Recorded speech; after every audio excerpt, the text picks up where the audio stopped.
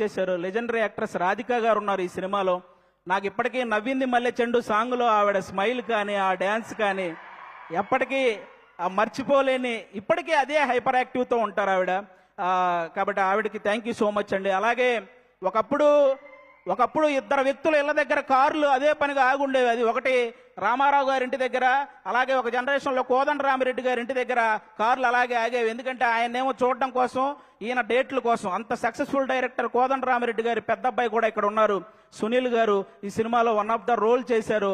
ఆయన కూడా చాలా సపోర్ట్ చేశారు ఈ సినిమాలో. ఆయనతో పాటు నేను యాక్ట్ చేస్తున్నప్పుడు ఆయనకు కూడా థ్యాంక్ యూ సో మచ్. ఇక మమితా బిజ్జు గారి గురించి చెప్పక్కర్లేదు.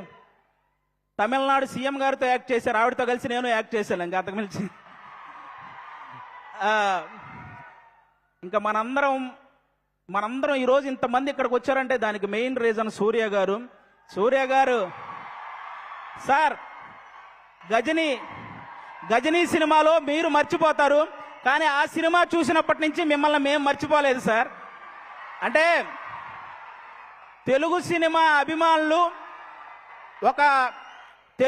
అభిమానులు తనకిష్టమైన ఒక తెలుగు హీరోని చూసినప్పుడు ఒక చిన్న ఎమోషన్కి గురవ్వటం అది కామన్. కానీ చాలా మంది తెలుగు సినిమా అభిమానులు సూర్య గారిని చూసినప్పుడు కూడా అంతే ఎమోషన్కి గురవుతారు. ఎందుకంటే తెలుగు సినిమా మీద ఆయన వేసిన ఇంపాక్ట్ అలాంటిదన్నమాట. సార్, నా ఆల్ టైమ్ ఫేవరెట్ మూవీ మీది జై భీమ్ సార్. జై భీమ్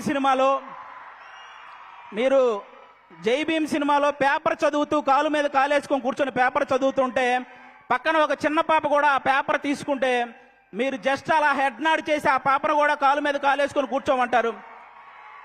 అది ఒక డైరెక్టర్ సీన్ రాసినట్టు ఉండదు సార్. మీ వ్యక్తిత్వమే స్క్రీన్ మీద కనపడుతున్నట్టు ఉంటుంది.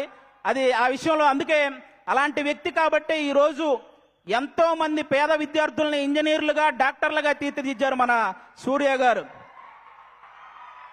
ప్రపంచానికి వెలుగునిచ్చేది ఆ సూర్య భగవానుడైతే ఎంతో మంది పేదవాళ్ళ జీవితాల్లో వెలుగునిచ్చింది ఈ సూర్య భగవానుడు. కాబట్టి ఖచ్చితంగా మీరందరూ ఆ విషయంలో క్లాప్స్ కొట్టాలి. ఎందుకంటే తమిళనాడులో మన సూర్య గారు ఒక ట్రస్ట్ పెట్టారు. దానికి చిరంజీవి గారే ఇన్స్పిరేషన్ అని ఆయన చెప్పారు. కానీ పిల్లల ఎడ్యుకేషన్ విషయంలో చిరంజీవి గారికి కూడా సూర్య గారే ఇన్స్పిరేషన్ అని స్వయంగా ఆయనే చెప్పారు. కాబట్టి అది నిజంగా చాలా